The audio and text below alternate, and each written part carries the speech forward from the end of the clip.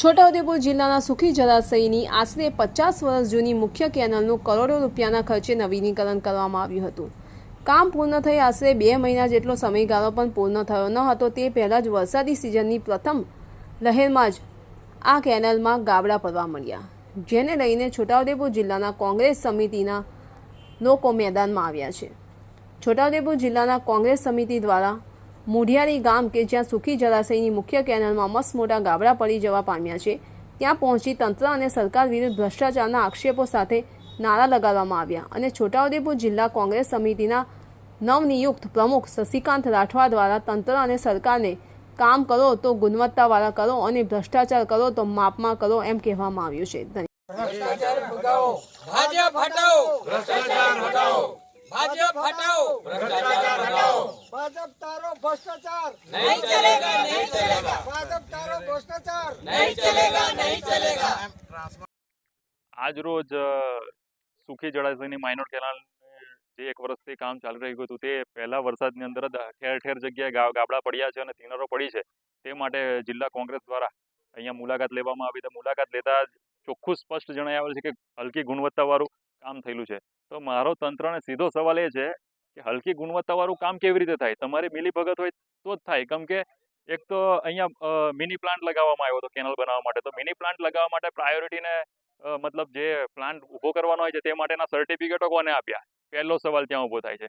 જે આ સિમેન્ટનું કામ છે, કોન્ક્રીટ વર્ક છે, તો કોન્ક્રીટ વર્કના ક્યુબ ટેસ્ટ કોને કર્યા? તેની પર બી સીધો સવાલ ઊભો થાય છે.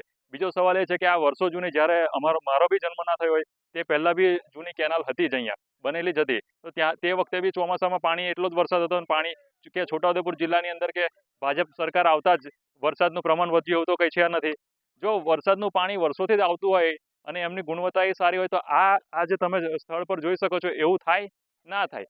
કેમ કે અહીંયા તમે 26 કિલોમીટરની આખી કેનાલનું કામ પતી ગયું છે. તો 26 કિલોમીટર આખું તમે મીડિયાના માધ્યમથી કહું છું કે આખી કેનાલ ચેક કરો તો ઠેર ઠેર જગ્યાએ ગાબડા પડેલા છે અને આ લોકો રિપેરિંગ કામ પણ કરેલું છે. તો સીધો સવાલ એ છે કે જે કોન્ક્રીટ વર્ક કરવામાં આવે છે તેનું વજન પાવતી કે ગુણવત્તાના ક્યુબ રિપોર્ટ કે એવું કશું કોઈ અધિકારી જોવે છે કે નહીં? અમે આજે આ મીડિયા સામે આવ્યા છે તો હવે અધિકારી જાગશે અને જોશે કે આ આવું હતું એમ.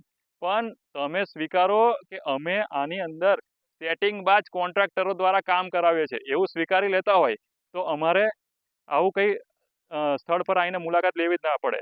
અને બીજું જે કનેક્ટિવિટી માટે નાના નારા બનાવ્યા છે તે બી કોઈ માપ વગરના અને ઢંગ વગરના બનાવ્યા છે. એનો બી કોઈ માપ ને ઢંગ તો હોય ને. તો એવા નારાઓ પર બી ગાબડાઓ પડી ગયેલા છે જે આજે અમે કેનાલ પર આવીને રૂબરૂ જોઈ શકીએ છીએ.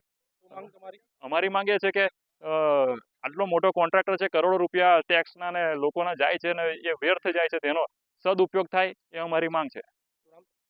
જિગ્નેશ રાઠવા, બોડેલી તાલુકા પંચાયત વિરોધ પક્ષ નેતા, હાલમાં છોટાઉદેપુર જિલ્લા યુથ કોંગ્રેસ પ્રેસિડેન્ટ.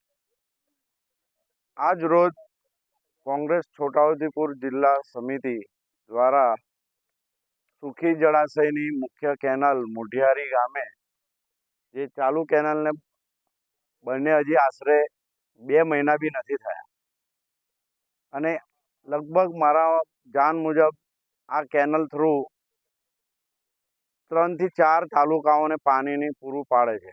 જેમાં તાલુકો જેતપુર આવી જાય છે, બોડેલી આવી જાય છે, પંચમહાલના હાલોલ ડિસ્ટ્રિક્ટ બી એ બી આવી જાય, જાંબુઘોડા બી આવી જાય અને એમાં આવતા 313 ગામડાને પાણી પહોંચાડે. તો મુઢિયારી ગામે આ કેનલ જે હજી તો મહિને 2 મહિના બી નથી થયા અને એની આ સ્થિતિ આપ જોઈ શકો છો જે મારી પાછળ છે કે હજુ તો ટેસ્ટિંગ નથી થયું, પાણી બી છોડવામાં નથી આવ્યું. તો પહેલા જ વરસાદના સિઝનમાં એનું ધોવાણ થઈને કેનલ એકદમ દુર્ગ્રસ્ત થઈ ગઈ છે. તો મારું સરકારને તંત્રને કહેવું છે કે આપ જે 225 કરોડ અંદાજિત રકમ ફાળવામાં આવેલી છે તો આ કયા ગુણવત્તાનું કામ છે? જો આ જ રીતના મુઢિયારીની વાત કરીએ તો અગાઉ મેં બીજું ગામ સાંભળ્યું છે અહીંયા રાયપુરમાં બી આ જ પોઝિશન છે. અમે અહીંયાથી આ પતાવીને આ રાયપુર જ જઈ રહ્યા છે. તો હું તંત્રને સરકારને વિનંતી કરીશ કે કામ કરો. તો અગાઉ બી હું કહેતો આવ્યો છું, કરો છો સારું છે, પ્રજાની હિતાકારી માટે જ કામો હોય છે, પણ તમે ગુણવત્તાવાળા કરો અને ભ્રષ્ટાચાર કરો છો તો માપમાં કરો. શશિકાંત રાઠવા, છોટાઉદેપુર જિલ્લા પ્રમુખ. સુખી જે કેનાલ છે ત્યાં આવ્યા છે. બીજેપીના છોટાઉદેપુરના સાંસદ જશુભાઈ અને 3 ધારાસભ્યો એવી જાહેરાત કરીને આ કામ શરૂ કર્યું હતું કે અમારી ધારદાર રજૂઆતના કારણે આ કેનાલ બની હતી, નવીનીકરણ થયું. એ ધારદાર રજૂઆતના કારણે બની હશે, પણ આજે આખી કેનાલ બિલકુલ ખંડેર થઈ ગઈ છે.